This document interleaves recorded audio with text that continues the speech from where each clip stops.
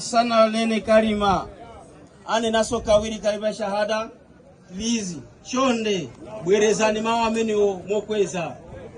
The Musalman, those peoples already accepted Islam. If he अगर ये चाहते हैं, he want to recite again, no problem, for good deed नेकी मिलेगी.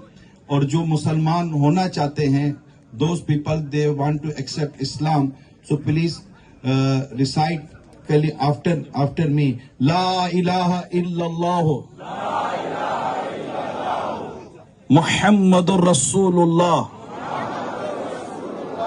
Say, repeat again, La ilaha illallah, Muhammadur Rasulullah sallallahu alayhi wasallam.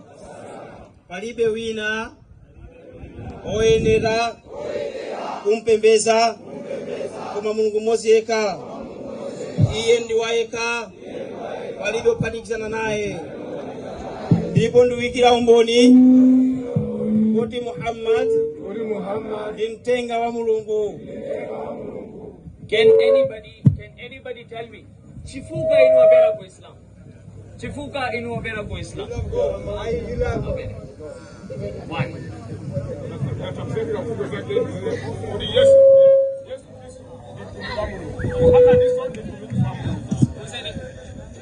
My name is Fabet Nangun.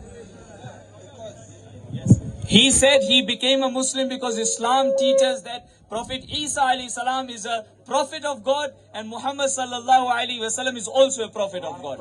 Anybody else here? Anybody else here? Alipo sowina mene anga nene